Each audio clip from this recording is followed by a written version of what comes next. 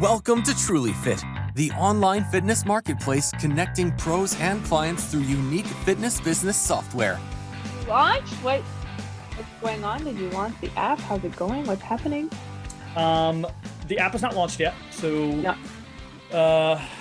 Frustrating. Like anything else, it's nothing to do with the pandemic. Unfortunately, it's just the technology side is so like beyond my understanding. Obviously, right? I'm coming with the personal trainer background and the public relations and marketing background, and there's always an issue, right? There's always a glitch. First, there were legal issues because I won't name the company.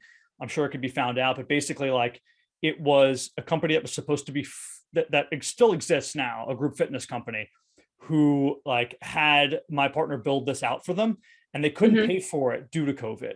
So we took took on that existing structure and then had to repurpose it for the stuff we're doing. But it's just more intricate than he imagined. And we've had beta testing going on, meaning like we've had like a dozen people using the platform in the background. Yeah. Like people don't know that it's being used, but there's been issues, especially with like the charging and the credit card situation and all that. So that all has to get figured out. But in the meantime, it's been a blessing. I'll say glass half full to be able to have like the podcast and do the marketing end and start to like build up momentum. And even from like an SEO side, like a search engine optimization side, I was able to like build out the blog and then get everything going in that way. And you know the deal there. That's important. So when we actually like hit that final go button, that turnkey, that things are already sort of like working in the background in our favor.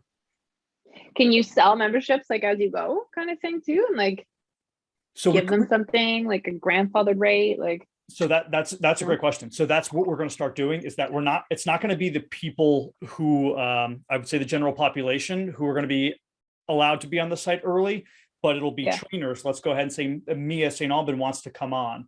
We'll allow you to come on, make your profile, set up all of your things on the site and like get it ready to go. And then once we're launched, we'll already have 200-300 trainers on there so that people can come find those trainers. Got it. That's exciting. Yeah. What's going on with Move Collective and Move Camp during these COVID times and Canada lockdowns and whatnot? I mean, we're in the nation's capital. I don't know if you follow it or if it's even broadcast where you guys are, but it's been a shit show here. So there are all the protests and the riots and everything going on. Like it's just so incredibly inconvenient. So then the energy of all of that is like, we're opened up and they're lifting restrictions, but because downtown core is a disaster, they've blocked off all of the exits. And like in Ottawa there's one main artery that gets east to west. So if it's blocked off, it's so hard to get around the city. Yeah. So it's just been like, this, and it was hard. It was hard to see this weekend. Like, we felt like, what is our country? Like, this doesn't happen here. It wasn't violent, I would say, but it was more aggressive than I think it's ever been. Yeah. So that's been really hard to watch. But anyways, we had a summer season, definitely look different than it's ever have, but we transitioned so much stuff online. We connected with so many coaches. We're continuing to recruit so many coaches. And then we're launching a membership platform ourselves at the beginning of Q2. So that's, I just kept saying to the team, I'm like, we're not going to be the blockbuster of health and fitness out of this pandemic. I'm like, we have to have an online platform forever and ever. Like, what does that look like? So we're really excited about that. So that'll be good. And then our corporate wellness is what's been the main focus lately. So Move Camp is like, it runs, like it's been around for so many years, so it runs. We've got the team, we're recruiting new coaches all the time. And so now it's just continuing to get into businesses and offices and make an impact that way. Yeah. And just to think like everyone else is dealing with this too, right? So like, not specifically like what you're dealing with the Ottawa situation and all that, but I just mean between the pandemic and just life in general and all these like curveballs we get thrown, it's tough to start to run these businesses that are especially like fitness industry based businesses, because there's so much going on, right? You have to have a foothold in both like the online portion, but you also have to have something on site, and you have to rely upon so many other people. You have to teach so many people how to do things. So there's a lot going on. I know. And it's like and then you have to focus on your mental health and your own mental capacity. There's only like, you can't, I say this to my my fiance all the time. I'm like, you can't do everything. Like you can't possibly be the it man for everything, you know? But it's like, as a business owner, like what else are you going to do? Like that's how it runs, you know? Yeah. So Yeah. And then if you're also that at home, that takes on even more of a task, right? If you're the it man, the everything man or woman, or whatever gender people are these days. And you're also, you also have to go home with a significant other or a family and run and wear all those hats. It's a lot for your mental health. And I know you're someone who focuses, you're way better at focusing on your mental health than I am. Thank you. Just years of work. you're obviously your practice with, meditation and just taking time off and taking time away. I know that's sort of that's a new thing that I haven't done yet, but I want to, like, I don't know if you do this. I want to write down like particular times to say like, okay, for this 2-week span, like no socials or no. Oh yeah. I did that. I got COVID. And so we both did. And so like bad. So I stopped going, like I physically wasn't on my phone. I couldn't function or anything. So it just started from that. And it was about a month where I wasn't on social media. And it's like, these influencers that come back and they're like, let me show you what I learned when I was off social. Like that is not a joke. Like it's not a marketing ploy. Like it's crazy. Yeah. You don't even, and I know that I'm sucked right back in, but doing that more regularly. So I started doing like microbursts of that on the weekends and stuff. And it's wild how much more like in tune and present, and you're not comparing. Like we're so accustomed to, we don't even realize we're doing it. So you don't even realize how good you feel until you shut it off. It's wild. It does make sense too, from a productivity standpoint, at least how my mind works, to sit down for like 3 hours and just like design all of your content right away. And then just have that content for a long period of time. I don't like the Trulyfit account is not me. Like I don't do anything on that account. Like that has all been done and dealt with, and other people handle that. My personal account I handle because like, I don't know, it's kind of important to me to still keep like a name and a face in the game and do these things. But I do feel like it's sometimes I just need to cut it off, and I might follow your lead and just like say 2 weeks off, and then maybe so good, or just maybe like 1 week a month, just no socials. 100%. And you get, like you said, you can schedule your stuff out, and then it's like the more you do it, the easier it becomes, obviously, like everything. And the easier it is to step away, and you don't. Oh, it's so good, so good. Well, I know we were going to talk about corporate wellness programs today. I don't have a background in corporate wellness programs at all, but I understand what they were trying to initiate. A lot of these corporations who brought these in, I think Johnson & Johnson was like somebody who first brought corporate wellness programs into their business. Okay. And you could explain, like you can sort of define this in a second, but I can tell you from my perspective, this is what I know, just so you can kind of work around this. They were trying to design ways to just help employee like retainment and employee happiness, and just make it a better workplace all around. So people miss less days and become happier. So they did, a lot of physical things like have gyms on site, but they also did a lot of like mental health things, right? If you or any of your family members had mental health issues or needed coaching, they sort of provided that. Is that essentially what a corporate wellness program is? Yeah. I mean, like we just naturally evolved into it. So like, I don't know history. I don't know what other businesses do. I know corporate wellness looks different for every business. So, and I don't even know, like the term corporate wellness is just like, we bring health and wellness and culture building within your organization. I don't know that it's health and fitness. It's just in your business. That's it.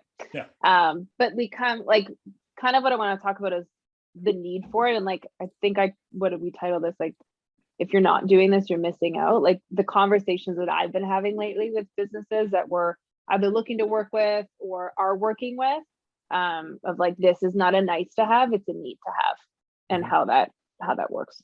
So there's lots I can say on that. Yeah. Well, let's get into it. Let's talk about some of the benefits of corporate wellness. So if I'm Mia and I go to Trulyfit and I say, hey, I want to bring corporate wellness to your business. And I go, well, what are you providing for me? What are the benefits for me and my employees? What is your elevator pitch? I don't really have an elevator pitch. I'm more just like, something, like I said, it's not a nice to have, it's a need to have. If you are not focusing on the well-being of your community, of your employees, i.e. the entire culture of your organization, you are missing the mark. It is not something now, because we have access to be able to work across the world virtually. In order to give reasons to your staff to stick around, you have to show them how it is that you care about their well-being. And I think in the past, what we saw a lot of, discounted gym memberships and challenges up on bulletin boards and offices, and the once in a while yoga class and once in a while seminars. I know that those were all in good practice, and that, I would choose to believe that the CEOs and the HR departments of those organizations were genuinely doing their best at the time. But it can no longer just be there and left at that. It needs to now be an implemented program, because staff can also see right through an employer and upper, C levels and management of saying, you're just doing this to, show front and say that you're checking it off, or you're doing it to actually, you genuinely care about me, not just the bottom line. The bottom line is always going to win here. It's going to help if your employees are well and they're healthy and they're not in pain and they're moving, they're going to work better. That is not rocket science. But if your employee knows that you genuinely care about them as a person, and that they can feel comfortable having these conversations about health and wellness, how they're genuinely feeling in the office, what's going on with their health, then they'll stick around, because you're building a deeper relationship that's so much more than just employee-employer type relationship. It's not a nice to have, it's a need to have right now. That's a great message. And I think let's come back to sort of the benefits and how that would look. But let's go to first steps. If you're somebody who wants to go to a company and tell them hey, you need this, are you telling them that you're going to design a program for their people? You're going to come in and help them exercise? You're going to come in and help them sort of with the mental game and learning meditation? If so, is there okay, I'm going to come in once a week, or I'm going to design individual programs? How is this laid out? So this is a team building. This is more, I would call it like a corporate culture building organization, and culture building service that we deliver. Most of the time, the conversations we're having are coming from upper level management, coming from CEOs, even HR department heads, who want so desperately to bring something into their organization. But here's the thing, and this is what we see all the time. They're working their full-time jobs already. And we know, if anything, after these past couple of years, that everybody is working above and beyond. Like that meme I saw the other day of, there's this really cool thing that happens in my work. If I work harder, I get to do other people's jobs. So it's like, there's this culture where we're working even harder than we ever have before. And now you've been tasked, or you have this burning desire, because you do genuinely care about your employees and your staff, to give back. And you've seen the ways that everybody's struggling, and you've seen how much they want to continue working on their health. There was a stat in Canada alone saying that we scored a C, so an average C, letter C, like on a report card, for returning back to movement. So most people, we did a pretty good job at doing our best to move. And then even during the heart of the pandemic, we switched everything online. We're still moving. And then post-pandemic, I say in quotation marks, we're seeing that a lot of people haven't been able to return back to it. So the thing that's interesting, and we were talking about that before, is if the leaders and the CEOs, they're not exempt from that. They're not superhuman. They're also involved in what we've been going through these past few years. Their health also matters. So now they've been tasked with, or they're passionate about bringing health and wellness into the office, but they've got umpteen number of meetings during the day as well. Their mental health is dwindling as well throughout all of this.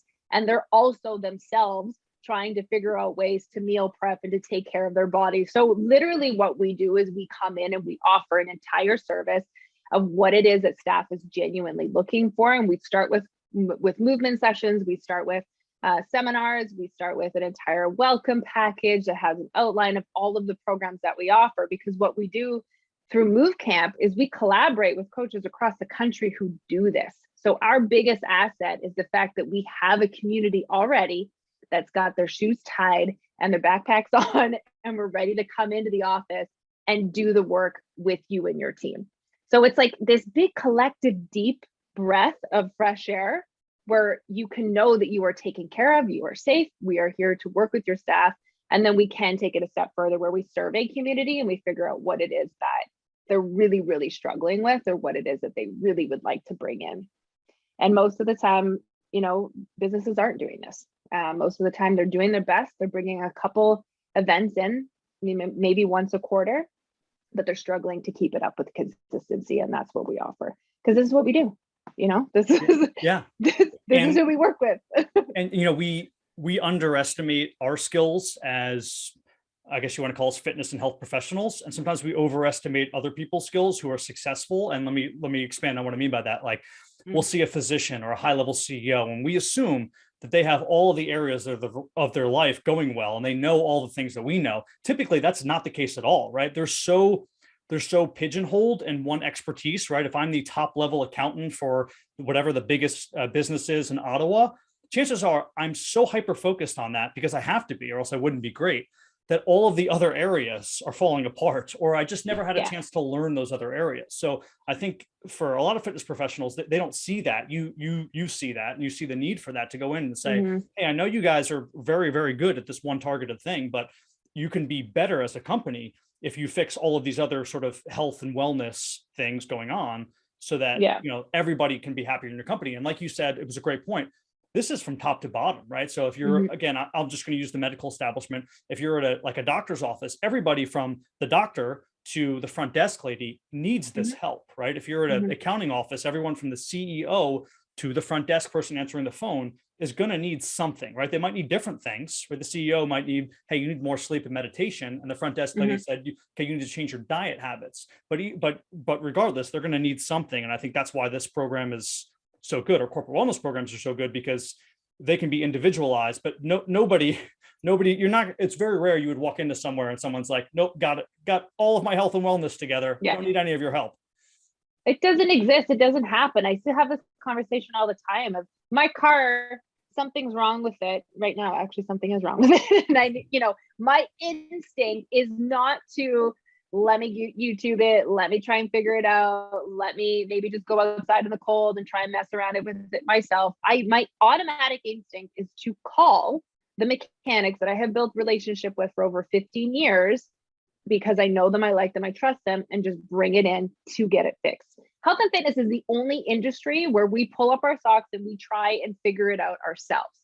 And when you're looking at figuring out ways to deliver to a larger group, to your community, to people you care about, to people who, their health matters to your organization, and you just try and figure it out as you go, I genuinely beg the question as to why, and I think as leaders, we just want to do our best, and we just figure we can manage this. But there are professionals and practitioners out there who do this. And that's kind of the ease and simplicity. And I guess if I was to give an elevator pitch, it would be that, we have the community, we have the staff, let us come in and run the entire program for you, so you can continue to focus on your team, your staff, and your bottom line. Continue to do your job while we can come in and do ours. It's the only industry where we try and figure it out on our own. And I just think it could save us a lot of headache. And and again, less stress, higher morale, lower turnover. These are all the sorts of things that these corporate wellness programs do, right? I know you didn't even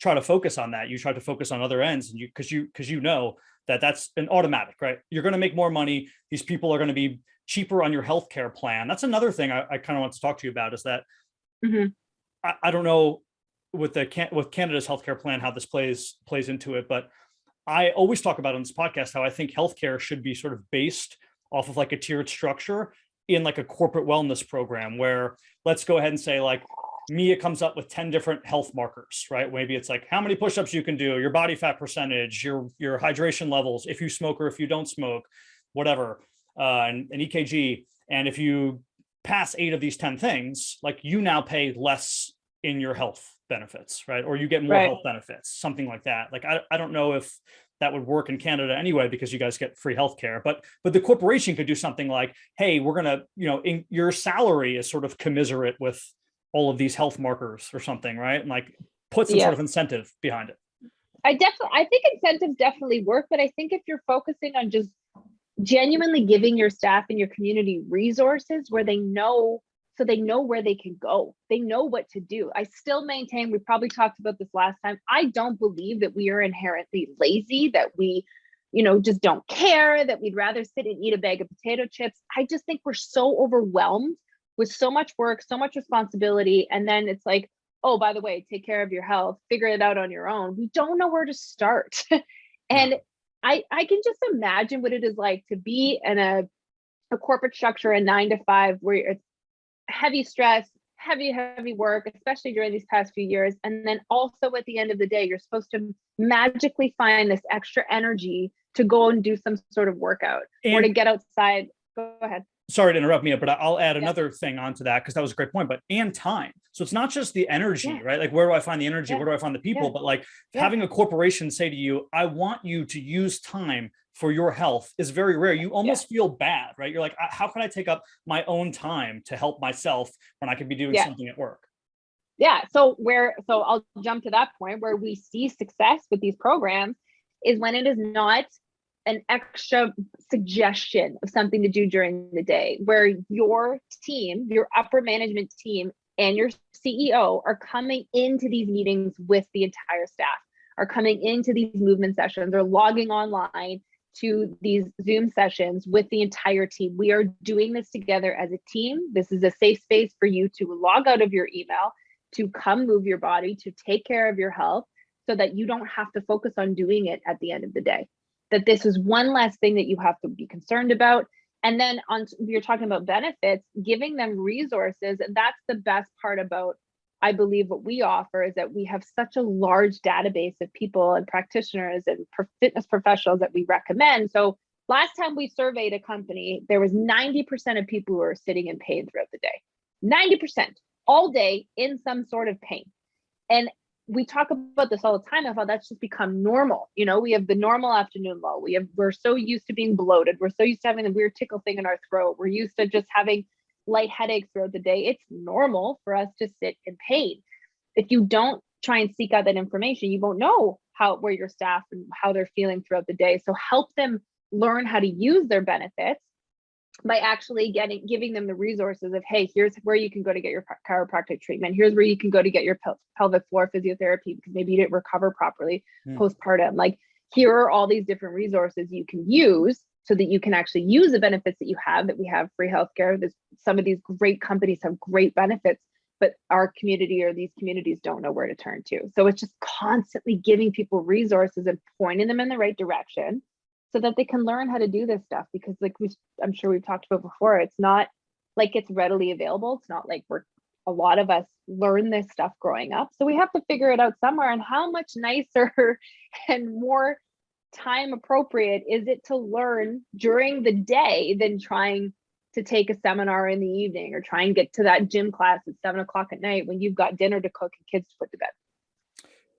For those people who think, oh, well, this sounds great for the employees, but is it really good for the business? I'm going to read off some numbers that I found online. Now, granted, it's just data I found online. Who knows how accurate it is, but it was from a reputable website.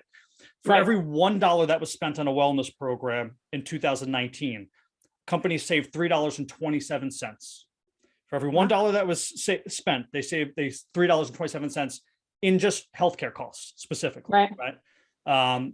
The WHO, World Health Organization, said that there's 27% less absenteeism and 26% less healthcare costs overall for companies who do this. And then 89% of workers at companies that support well-being efforts like these programs said they would recommend their company to others as a good place to work, right? So these are the sorts of things that help from a company side, because I think some people might be skeptical and say, well, yeah, but is the company wasting their time? Could they be putting their resources towards something else? No, your greatest asset are your employees. When you own a company, you will know that, and you have to keep your employees happy. And the more employee turnover you have, the more time you're spending not only hiring new people, training new people, sometimes you have to hire people to hire people, right? And it's a disaster. So you want to keep people in-house who are good, and this is a way to do it. Yeah, no, exactly. And I think it's just something that we're looking at it from a perspective of, we saw what went on these past few years and the ways that we were managing it. And I was talking today about how we all developed some sort of habit, some sort of coping mechanism to continue getting us through probably arguably the most challenging, stressful time in our lives, right? And if we don't slowly undo some of those not so good habits that we got ourselves into, myself included, it's only going to continue to affect you in your job. And if you were overstressed, we only have so much capacity, despite what we might think. We're not superhuman. We're not robots. There's only so much we can do in a day. And if you see burnout happening repeatedly within your organization as a business owner and as a CEO, that is genuinely going to affect your team culture, the energy of your staff, the amount of time that they're actually spending in the office. And there are conversations I'm having about how do we get staff to actually come back into office. And this is definitely a great way to do that, to build culture and to start getting back on that track of we're all together. We're doing company events together. We're taking care of our health together, building up that team camaraderie again, face to face. There's a lot of stats showing that having, and I've talked about this before on the podcast, having autonomy and agency at your job, being able to like make some decisions, do what you want, right, is something that's important to people, right? Having like not just being told what to do all day long. So I would think too, like a part of corporate wellness, maybe this isn't ingrained into what you do now, but is like giving people options to do things, right? So it's also not, and maybe you do this, it's not like, hey, we only have one option for fitness, or we only have one option for this. It's like, no, we have 7 or 8 different options. If you want to go to like, Mia's like Tuesday movement class, great. And if you don't like that sort of stuff, well, then on Saturday, Mia's friend Bob runs a CrossFit class. You can go there for free. We pay for it, right? Just like a bunch of different options that they can choose from. Definitely. And I think being able to, the other thing we learned when we first started moving in office and working with these organizations is that it's not company culture. It's uncomfortable for staff members to get up throughout the day when we were in office and move around in their cubicle sections and be centered out and be those people that are doing their hip circles because they're, to keep their back limber and to get up and move. It wasn't part of company culture because it's just not, you don't want to be centered out. Yeah. And it's also not a place where you're going to go necessarily talk to your employer and say, listen, like I'm having a hard time. My knee's really sore. It's really, really difficult for me to sit throughout the day. Like typically what we've seen in businesses and organizations is that this isn't company culture to have these open dialogues about my personal health. So I think the more resources you are bringing forth to your staff and to your team, the more you're welcoming this type of conversation that community and your staff can have to say, listen, oh my gosh, I can't believe you're starting the conversation for me. Yeah, I've been sitting in a lot of pain, or yeah, I've been having a really hard time, or, I've tried to meditate a few times, but I don't quite understand this whole meditation thing. Right. I thank you so much for that seminar last week. You're opening up so much more than just one, session. It's this entire dialogue around this culture of I feel safe enough and comfortable enough that I can take care of myself. And I think that's huge. And I think that, and I think that to add to that, it's because you, the expert, and your team of experts are there, that makes a big difference too. Because when I see at my end, a lot of like general population, they're very insecure about fitness. And it could be for 2 reasons. It could be 1, I look dumb and I'm doing the wrong thing. Or 2, people think that all I want to do is fitness, and I'm like obsessed with my vanity or my body. So either one, right? So people are insecure about both of those areas, but having somebody come in who's an expert and say, no, we need this. This is better for our morale. This is better for our mental health. This will in turn help us be better employees and more productive and make it a regular, normal thing. An office culture, as you put it, makes those insecurities sort of take a step down. So I don't like the weirdo, doing my hip circles or deciding to go into child's pose in the middle of the office. Well, we're normalizing what it is like to take care of ourselves, to be able to create these safe spaces where you can check in with yourself and say, like, how am I feeling? Do I really need another coffee, or am I just really incredibly burnt out and exhausted? And now I'm finally being able to, I'm given the resources and I'm given a platform to say that, instead of perpetually working myself into this grind where I'm burnt out and I'm not feeling great, but I don't have this outlet. I don't have a space to be able to have these conversations. You have these countries that are moving into 4-day work weeks. Again, this is not something that can be ignored, because I think we're finally waking up to the fact that we are not robots, and that we do need to take a lunch break, and we do need some sort of afternoon break, and we do need some movement and mobility throughout the day. These are not suggestions. This is what we need as a population to thrive. Yeah. And I think it's, there was a conversation in the 90s and early 2000s, a lot of businesses when post-college, when I was working in public relations and then at a hedge fund, our businesses always had corporate social responsibility, CSR, right?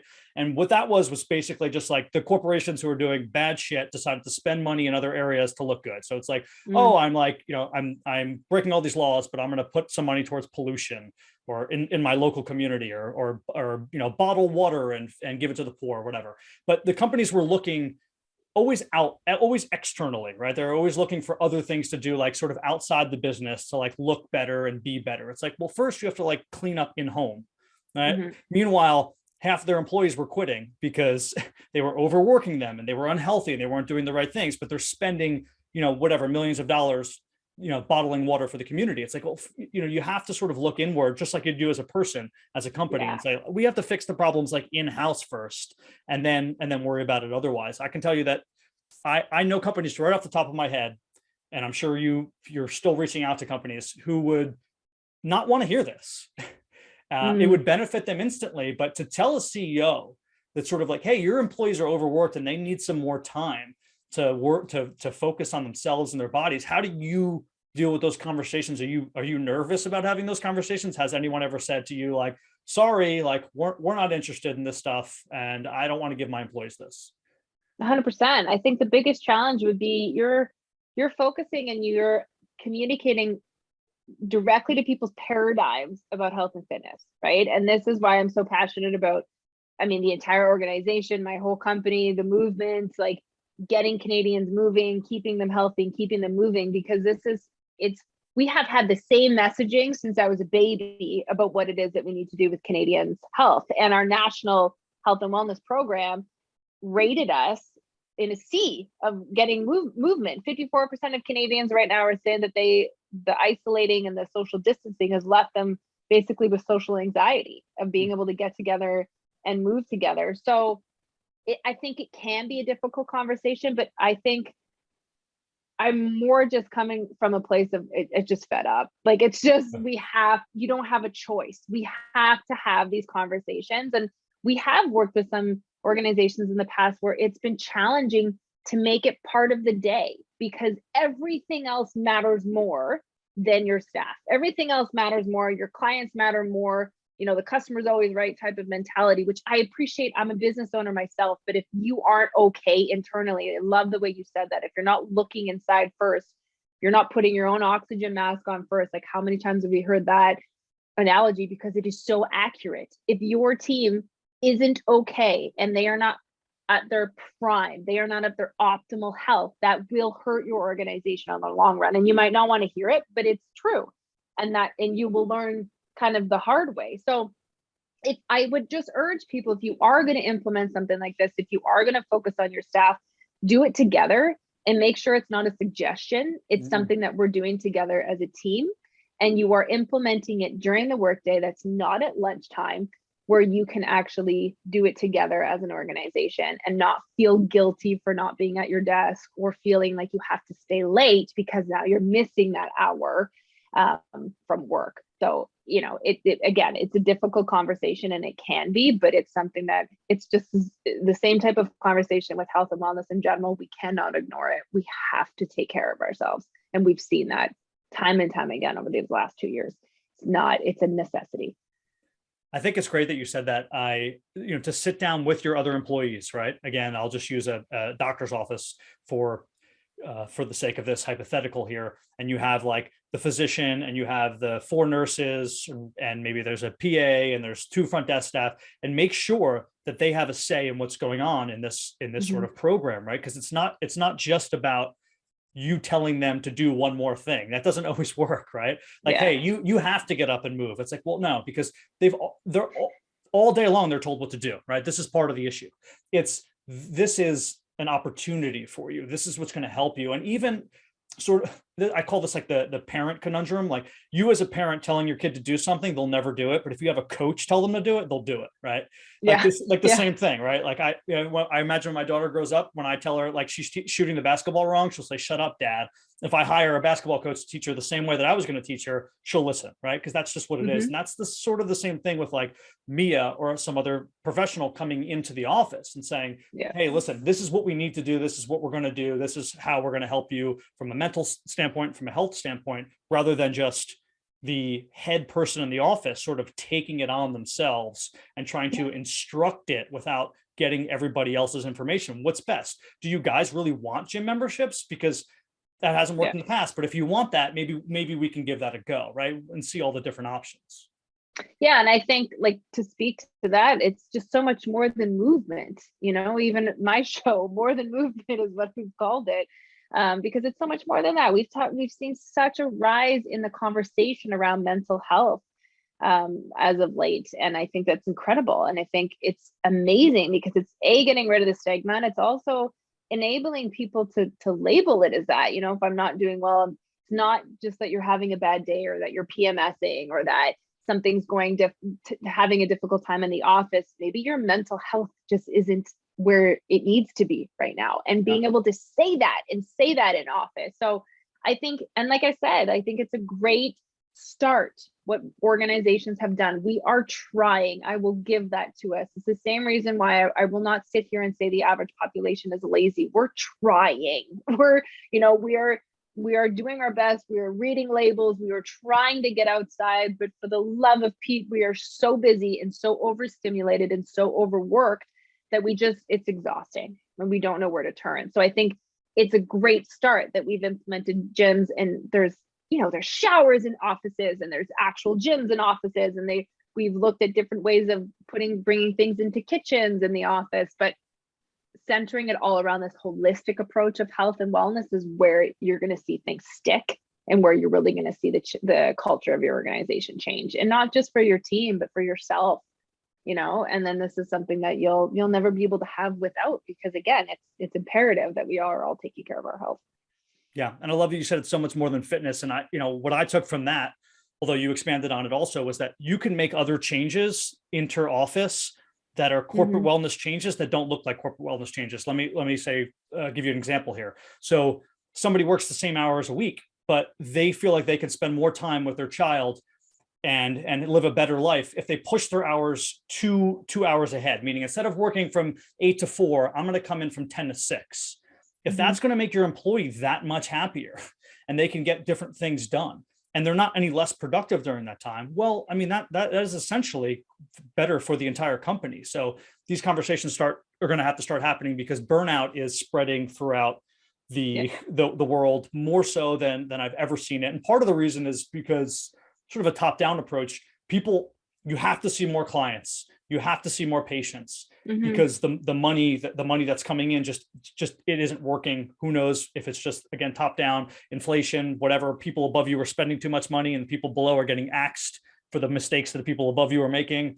But I think there has to be talk about, what do we do to relieve burnout? And could that be just changing people's schedules slightly, whatever that is, working from home one day a week, things like that, so that I can, maybe I like hiking. Maybe that's my modality of fitness. And I can only hike during the day because it's dark out at night and I'm worried about bears. So like, how do I manage my schedule? Well, maybe I work 11 hours, 3 days a week so that I can hike on Thursday and Friday.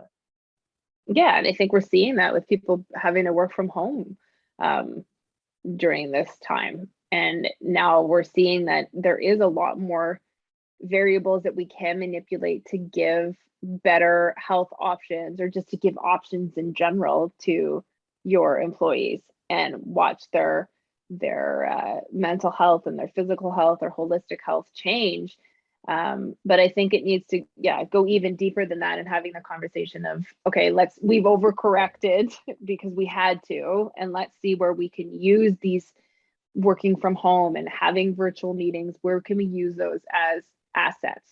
And like, for example, even with myself, when running businesses or running my business and having meetings and stuff, sometimes having the option of doing something virtually is beautiful. It's like, it's a godsend, because now I don't have to focus on especially right now in the winter, where are we meeting, the time it takes to travel to get there, my mental health, I could have more time to do my exercise and my training, have a shower, eat lunch, and then get to my meeting in my own office in my home than have to rush and get there. And then I can actually do more in that time frame, because maybe I have enough time afterwards to have an in-person meeting, but instead of having one in-person meeting that afternoon, I have enough time to have maybe, let's say, 2 to 3 without feeling stressed out, having a little bit of a break in between, and feeling more productive overall because I've had some time in between to gather my thoughts and prepare myself for the next meeting. So we can now course correct and use these variables that we looked at as almost threats to the organization. Like, you can't work from home. How are we supposed to monitor your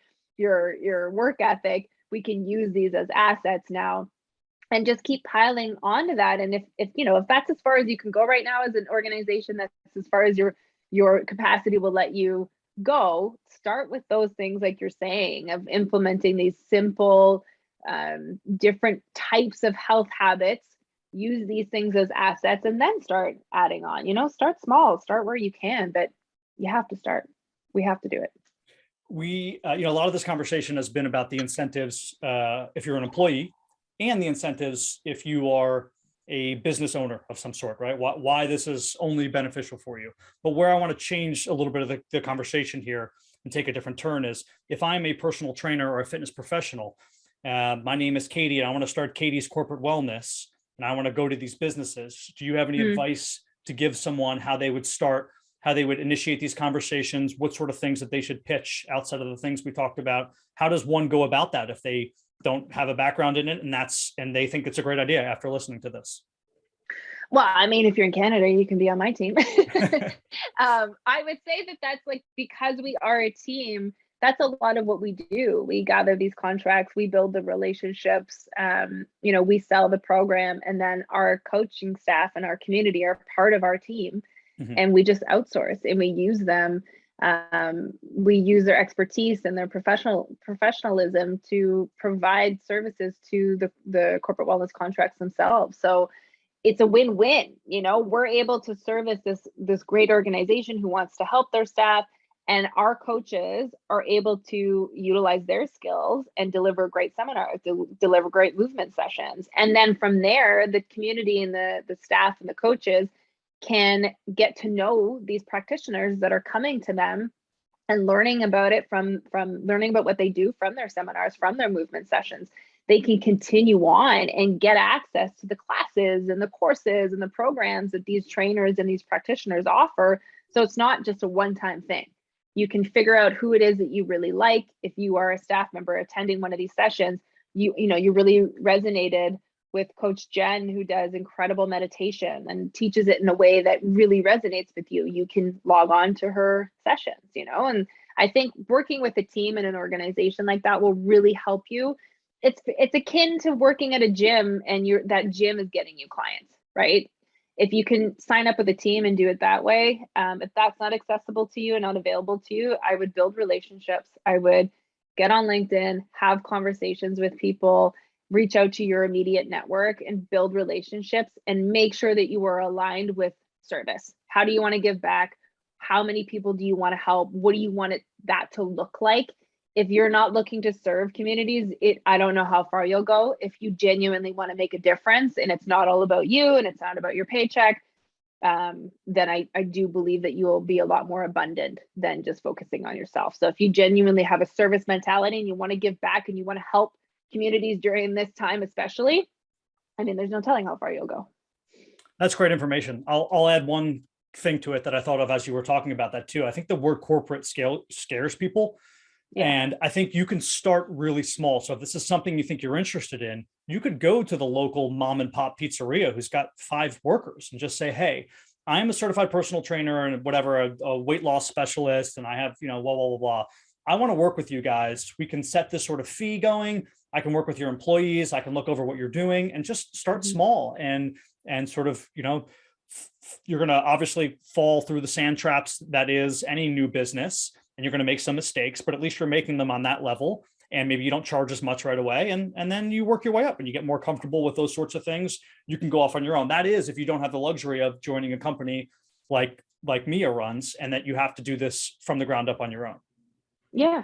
And, relationships will go a really, really long way. And there's a lot of businesses we've talked to that, they'll have their in-house trainer. And the more education you have, the more that you have to offer, the more that you can offer, so it can go anywhere from you're a yoga specialist who offers yoga classes, and then you become a practitioner that can offer seminars on top of that. So then some of these businesses have this in-house employee, almost like a contractor, that does all of this stuff very similar to what Move Corporate does, So, and I love seeing that. I think that that's a beautiful new wave of having somebody in-house, just like you would IT, delivering health and wellness. That's a great point. Yeah, I knew a trainer who made, and this was in the early 90s.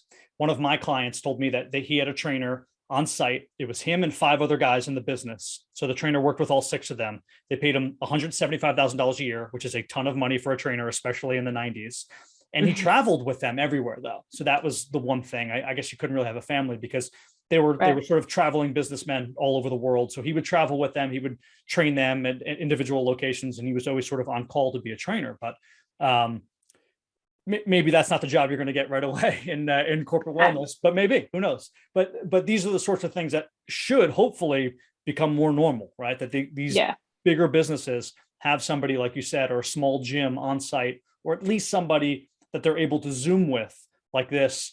And maybe their employees have 30-minute Zoom sessions once a week. And you can say, hey, listen, I've been having some back problems. I think it's sciatica. What stretches can I do? And I get on the ground, and then I send them a quick document on how to do these stretches. I think this is the new wave of fitness and wellness coming in, whether we like it or not. It's here, and Mia got to jump on it. So I couldn't agree more. And I just think, conversations like this, Sophie, to continue to help it become more normal and normalize that this is what we do now. We just, if you don't offer this, then you're missing the mark. You're missing the boat.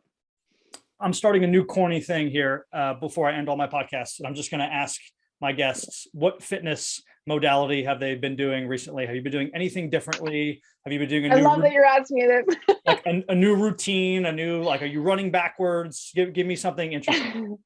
I totally started training for a triathlon. So it's so much fun.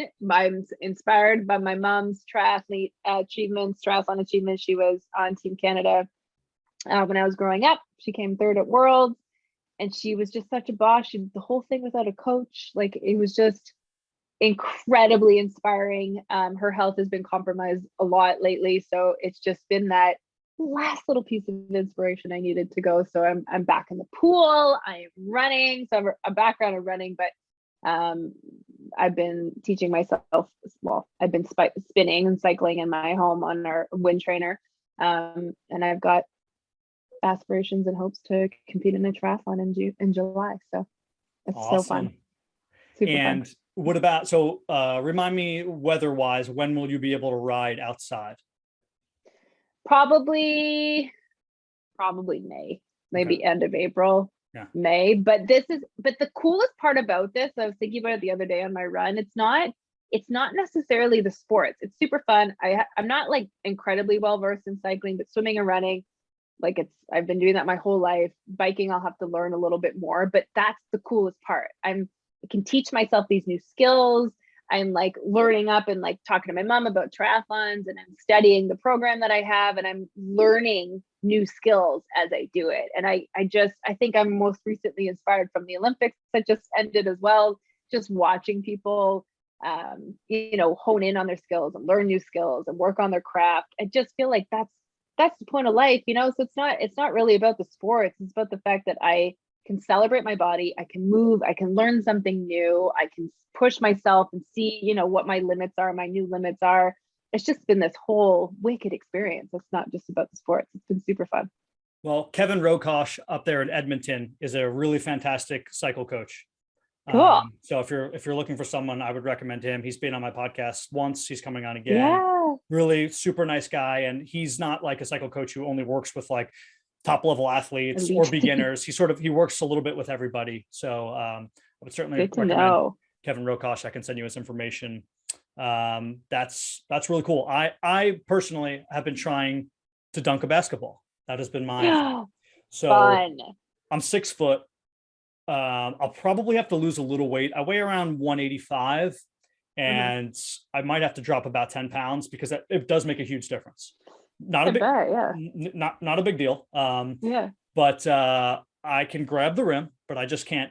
I need another probably inch and a half in order to dunk the basketball. So that'll be a fun thing. And for me, it's like I've been going to the gym for so long, and you know how it is with like I don't go with goals like the average person, because when you're a personal trainer and you know like what to do, it's like you just walk in, you see what's there, you do a little bit of everything. And it's just maintenance, right? It's just movement and maintenance. So to have like a cool goal and then like start to look up new exercises and like challenge myself in different ways has been fun. So it's so fun. And I don't know. I think it really speaks. I've been thinking about it a lot lately. If it's not something that's available to you right now, it really speaks to where my mental health was, like let's say a year and a half ago. So, I just look back and I'm just so grateful that I have the capacity and the energy for it now, because I didn't before. It was hard, So I think if people are feeling like overwhelmed or like they should be taking on these goals, like give yourself some time. It will come. Like just keep practicing on your mental health, like practicing your whatever's going to help to continue to de-stress you, and that will make a genuine difference in what other physical goals that you take on moving forward. Yeah, and be ready to fall off and then climb back on. Meaning, even us, right? I'm sure it's happened to you, in maybe even in the triathlon training, where something derails you, you get sick. You have family in town, something is going on, and before you know it, like 6 days have gone by and you're like, shit, I didn't even train in the last 6 days. But there's nothing you can do. You have to let it go by, and you have to forget about it and go back. And we all do it, because that's a really big problem I see with the general population, is that they start and they fail and they don't want to go back, and they think it's like a big problem. And it's like, hey, you just like, and I have to root my clients on and let them know that we all do it. Even fitness professionals, we all take these small little blips where we're not working out and things happen and we're depressed because of it, but there's nothing you can do except forget it and start back over. Yeah. And keep working on your mental game. That's what will keep you going. Like, your health is not just about movement. It's so much more than that. And if you're having a bad go, and just wherever you are, plop down on the ground, cross your legs and close your eyes. Just meditate. Mia, where can the listeners find more about you, Move Collective, Move Camp, and if they want to reach out to you directly to talk about corporate wellness programs or anything else? You know what? You can reach me via email at mia@movecollective.co. You can check out our website at movecollective.co, not .com, .co. You can learn more about our corporate wellness programs there. You can check us out on LinkedIn. We're just kind of everywhere. But yeah, definitely check out the movement. Movecamp.ca is our Million Movers movement, and doing everything we can to keep Canadians healthy. My guest today has been Mia St-Aubin. Mia, thanks for joining the Trulyfit Podcast. Thank you. So good to see you again.